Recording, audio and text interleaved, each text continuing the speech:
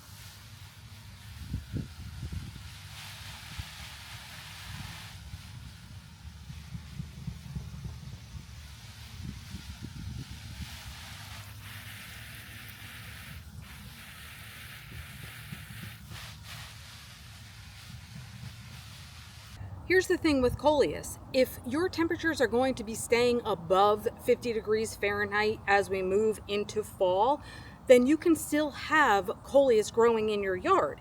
It is a perennial that likes zone 10 weather, for example, so it's more of a tropical plant.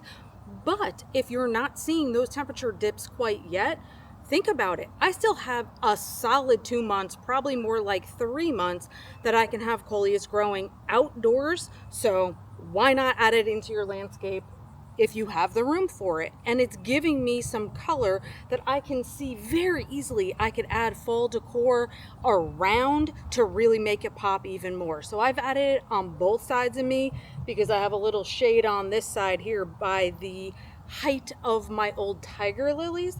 So it's an experiment and we're just going to see how it does. As I always do with new plantings, I did add some of this biotone starter fertilizer into the ground here. So I have some of my clippings this direction, here, and also at the top of the hill. Working in this area right here is exactly why I needed to put on my hiking boots. You probably recognize this area over here as the shady area directly behind my house next to my grill. We're not over here a whole lot because for the most part there's not a lot to see. I grow creeping Jenny in the ground simply so I have it to lift out of the ground and put it into flower pots. And then I have hostas because, again, super shady area, and I've divided these hostas up a lot. I don't have a lot of places for my hostas to go. And then to the back, I have some pink astilbe. Well, because I'm not in this area a lot, showing you or doing a lot of work, this area has really suffered. So the round dead spots here in the creeping Jenny is simply because I've been propagating Coleus like a crazy person, and I kind of had pots sitting in there so they weren't blowing over from the wind when we got big gusts of wind. So no big deal. I probably have to take up some of the creeping Jenny anyway to put it into some more pots, but I have to weed in here very clearly. I have grass growing right beside my house, and that is a no-no. I absolutely hate that. I have to cut off the dead stalks of my hosta flowers. And look at this. This is like the shadiest spot in my whole entire yard, and I still have scorch marks all over my hostas. So you know I'm going to be clipping those back as well. And the whole reason why I'm wearing my hiking boots is because I don't know that there are snakes in here, but there could be because they're getting some relief from the blazing sun that we have here in this yard, and they could be hiding underneath the hostas. So I'm protecting myself as much as possible.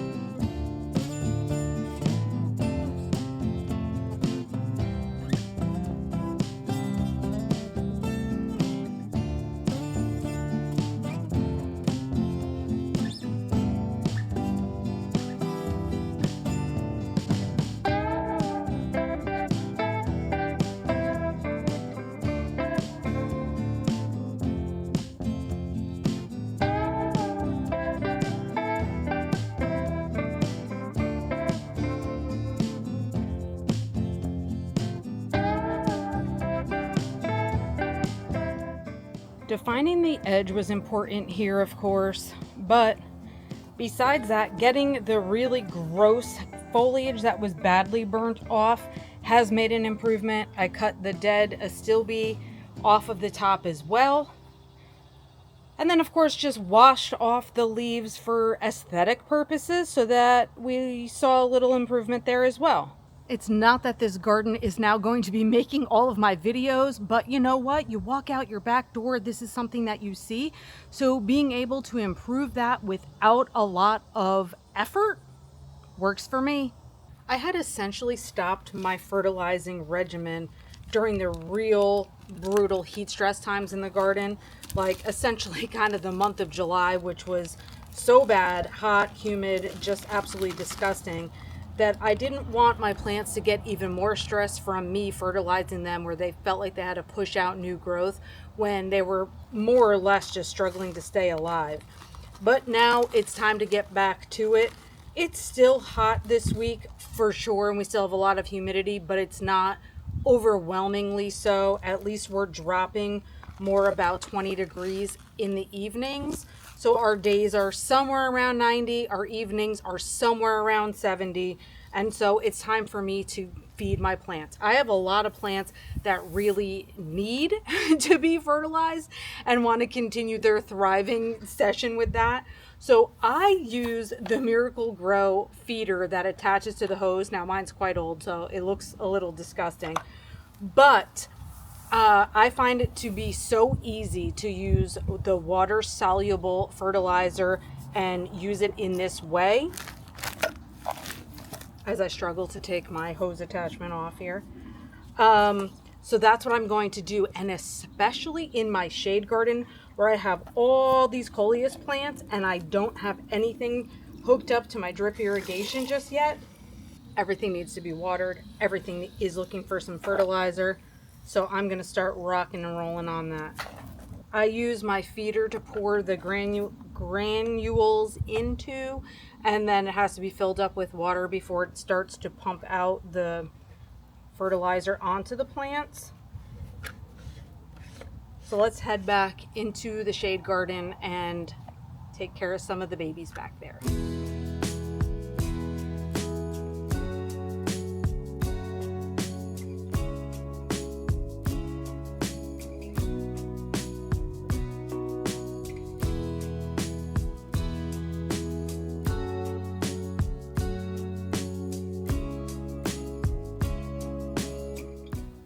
The nice thing about Coleus is, even though it can look super wimpy when it's hot out and it's thirsty, once you give it a really nice drink, it tends to perk back up in about an hour's time. So we're going to be okay back here.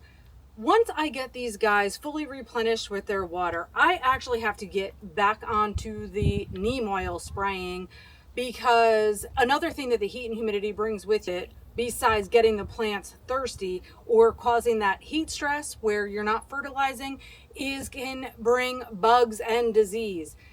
I am sure so many of us have been fighting off our bugs and diseases in our plants and in our gardens. This is no different. I have mealy bugs on my Coleus. It started with one plant. It has traveled to others. The infestation is not nearly as bad on the others as it was on the first one, so I think they're all going to be okay. But I do manage it with neem oil. Neem oil isn't my favorite in terms of like a scent or anything, but it is quite effective on a number of things. So if you have even aphids right now or things like that, check into neem oil. That could be your saving grace. So again, once these guys are fully hydrated, spraying everything with neem oil back here. The white that you see here on the stem is like the mealy bugs or their honeydew residue that they leave behind. And you'll find it in different spots on your plants if they're being infected. Now this one, as I said, is not a major infestation, but you can see white speckles in certain places. The pink begonias that are in this same arrangement seem to be virtually untouched or unharmed by these mealybugs. I don't see the mealybugs latching on to the begonias in the same way. So it looks like they are just not susceptible to the same problems that the Coleus is. It's probably just a passing shower because it wasn't in the forecast to have rain today, but I have to laugh at the number of times that I have had to stop a video because it started raining on me. Nevertheless, we've gotten pretty much to the end anyway. So again, we've made some great progress and good impact in the garden, even though we didn't take it fast, we didn't do things heavy, we didn't engage our muscles too much, and we didn't raise our blood pressure. Thank you again for all of your concern and sweet comments about my health concerns. Let's just call them concerns, question marks maybe. Please subscribe to follow along on my gardening journey, and follow me on social media if you aren't already. Thank you so much, and once again, you guys, happy planting.